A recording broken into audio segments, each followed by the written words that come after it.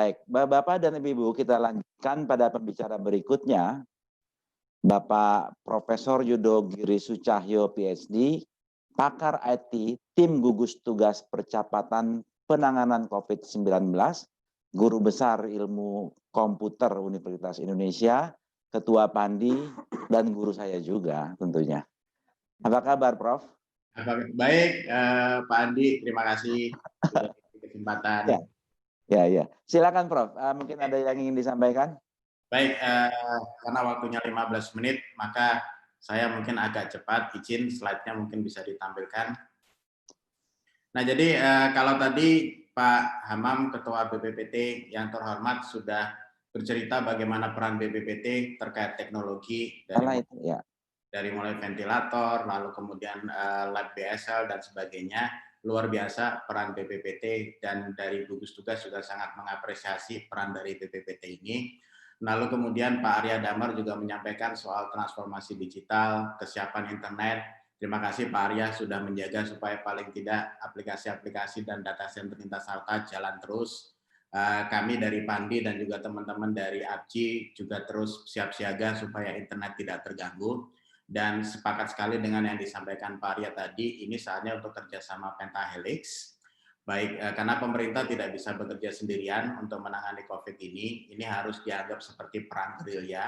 Semuanya, baik pemerintah pusat, pemerintah daerah, seluruh komponen masyarakat juga harus berpartisipasi.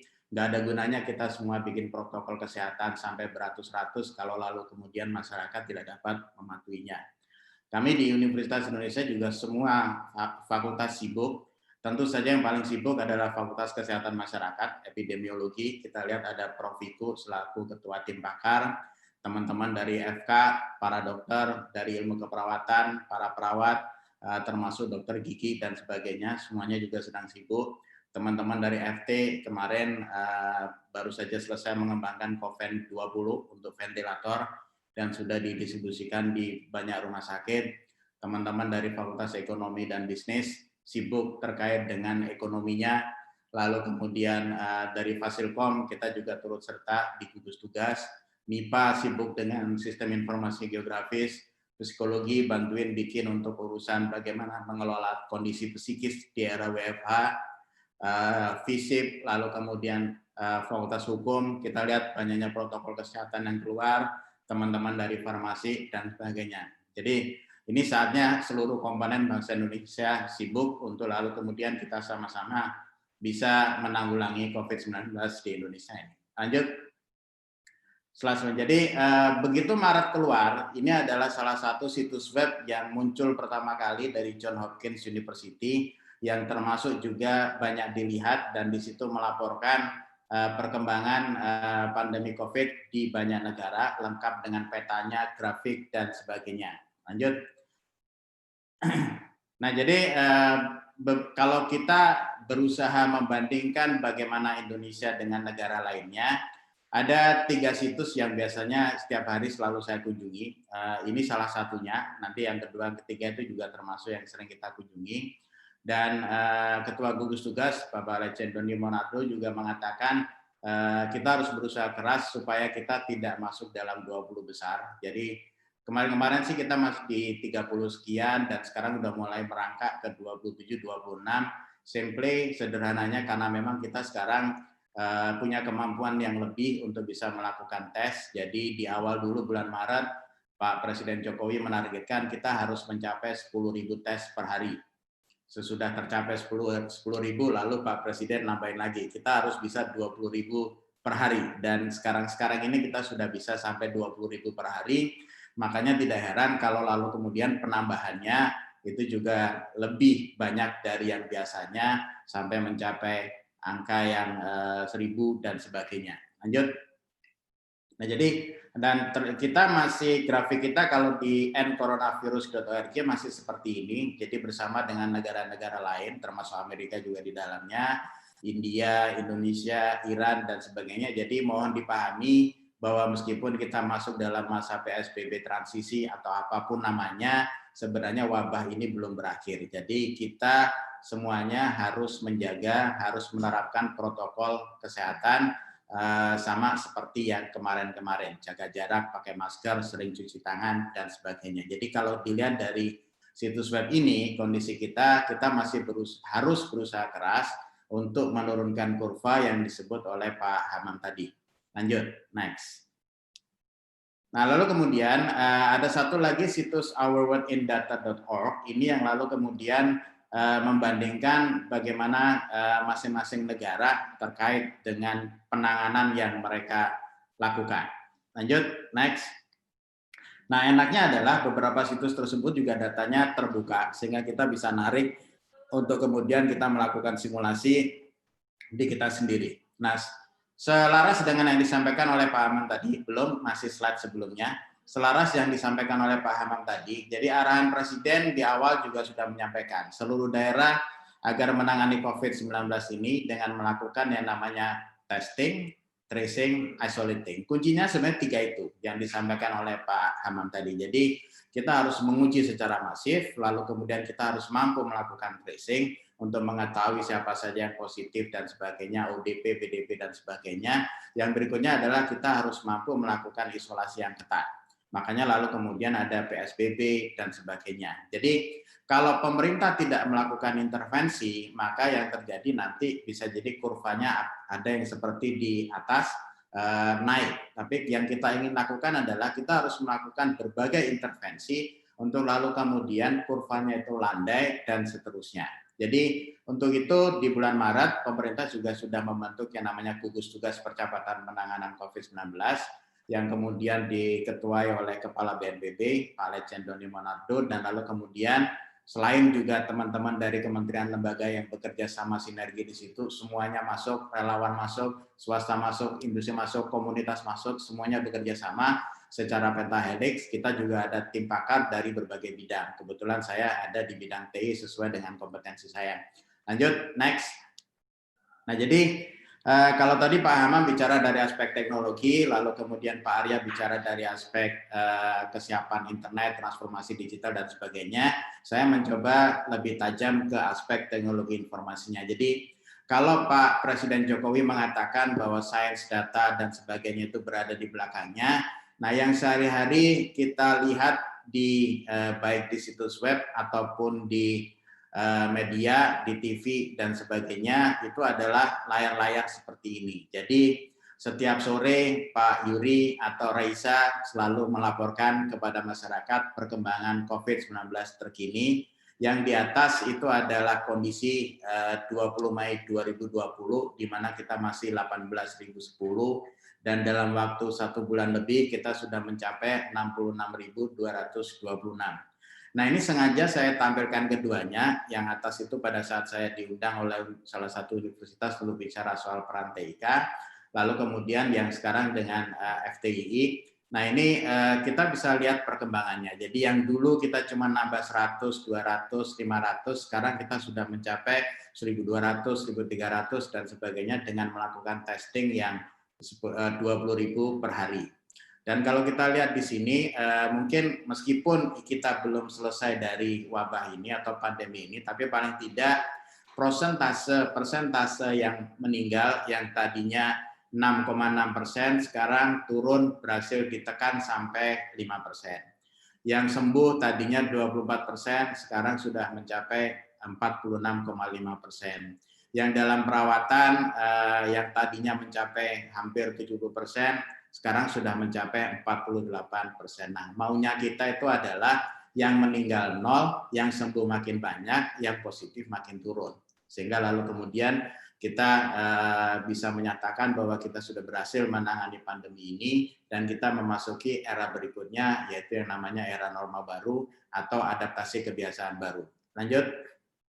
Nah, jadi sistem informasi yang kita lihat layarnya ini adalah yang tadi disampaikan oleh Pak Ketua Gugus Tugas, Pak Doni.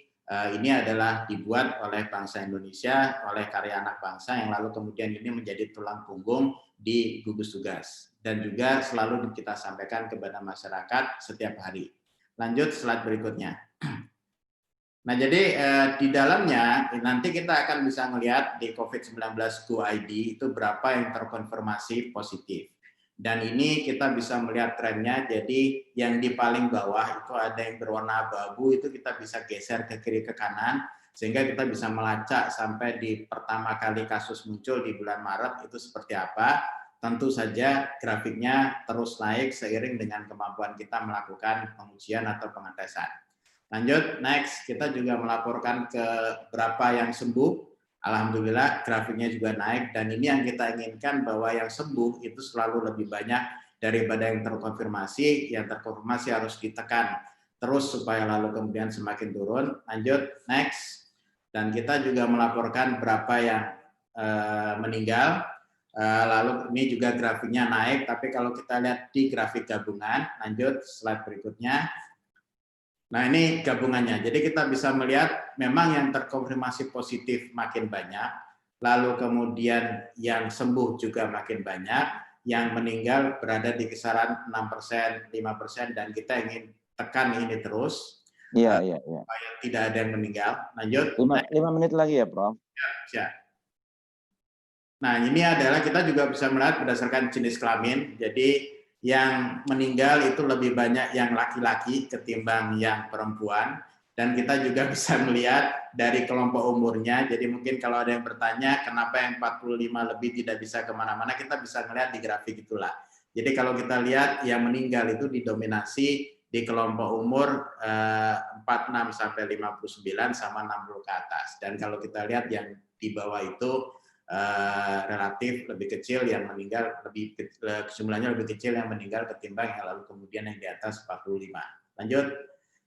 Next. Nah, kita juga mendata juga gejala dan kondisi penyerta sehingga masyarakat bisa tahu, dan kini di sini kita bisa lihat bahwa penyakit penyerta paling banyak itu adalah dari sisi hipertensi, lalu diabetes mellitus dan seterusnya. Jadi ini sih semuanya ada pakar epidemiologi, Ibu Dewi yang sering juga tampil di istilahnya di BLC ketika gugus tugas melaporkan perkembangan COVID. Tapi paling tidak di sini dari sisi teknologi informasinya kita bisa menyajikan data seperti ini kepada masyarakat. Lanjut.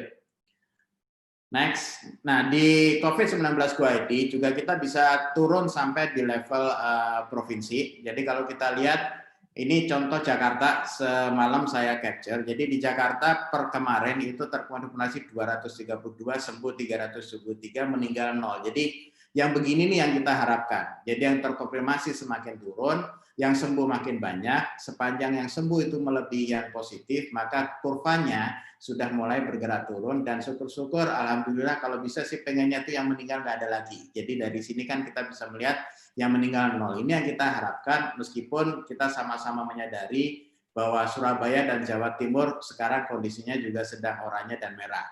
Lanjut, next.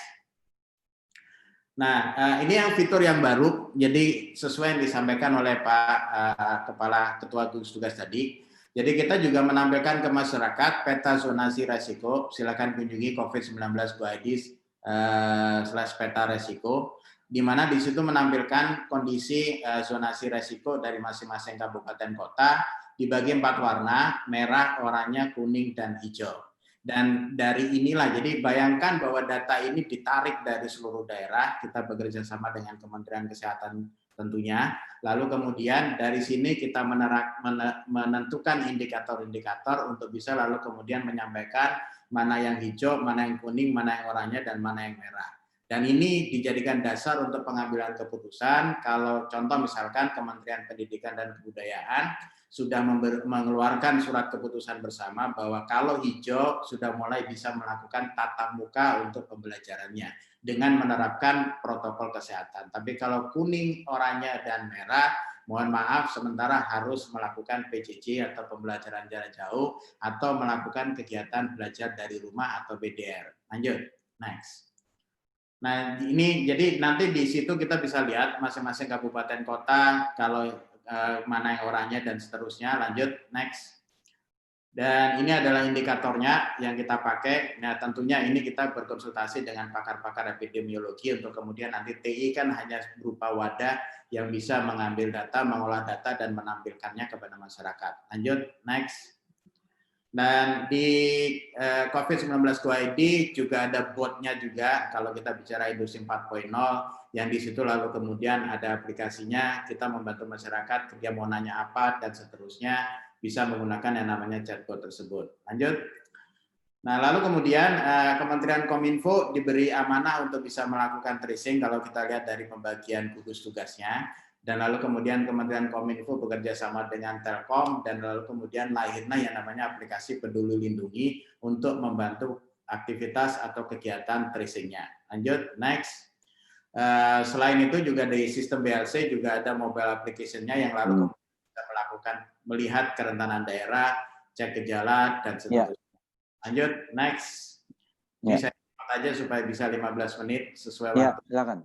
Nah, jadi selain daripada pemerintah, juga banyak komunitas dan perguruan tinggi yang juga mengembangkan aplikasi-aplikasi yang juga bisa dimanfaatkan oleh masyarakat. Ini cepat aja mungkin. Jadi teman-teman dari FK dan Fasilkom bikin ncorona.fk.ui.ac. 1 menit. Ya. Next. Next. Lalu kemudian teman-teman dari Fasilkom juga bikin sigap.cswacid. Lanjut. Next. Nah, ini teman-teman dari MIPA bikin yang namanya si COVID-19 dari MIPA Geografi. Lanjut, next. Lalu kemudian teman-teman dari komunitas ada juga mengembangkan kawalcovid19.id. Lanjut, next. Ini teman-teman dari Ethical Hacker Indonesia bikin kawalcorona.com. Lanjut, next. Nah, jadi kalau kita lihat di sini, ini ada banyak kompetensi sebenarnya yang diperlukan untuk bisa menampilkan data atau grafik di atas. Jadi artinya di sini kita bisa melihat bahwa yang namanya kompetensi TIK itu sangat bisa dimanfaatkan untuk bisa melaporkan atau menyusun atau mengembangkan aplikasi seperti tadi, baik dari mulai data science, data visualization, data analisis, dan seterusnya. Next. Nah, jadi ini gabungan dari ilmu komputer, teman-teman epidemiologi, dari sisi business knowledge-nya, tentu juga teman-teman dari matematika dan statistik. Lanjut, next. Nah, selain itu juga beberapa rekan, ini contoh saya ambil dari Facebook-nya Pak Hendratno yang kebetulan bekerja di Kominfo juga berkontribusi bikin seperti ini. Lanjut. Bisa.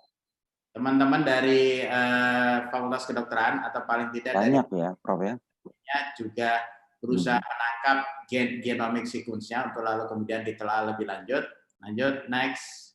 1 menit masih dapat ya, Prof ya. Yang tadi disampaikan oleh Pak Hamam juga. Lanjut, next. Sudah mendekati akhir. Nah, ini adalah contoh penerapan dari artificial intelligence atau kecerdasan artifisial untuk juga bisa mendeteksi dari X-ray-nya. Lanjut, slide terakhir. Terima kasih Pak Andi sudah diberi kesempatan untuk bisa sharing di sini. Wassalamualaikum warahmatullahi wabarakatuh. Waalaikumsalam warahmatullahi wabarakatuh. Jadi luar biasa. Jadi partisipasi dari masyarakat dan universitas juga terlihat dari paparan Prof sampaikan tadi ya. Baik, Bapak dan Ibu yang saya hormati, selanjutnya kita memasuki sesi terakhir yaitu sesi tanya jawab. Dan saya ingatkan kembali bagi pemirsa, silakan tuliskan pertanyaan pada kolom Q&A. Tadi saya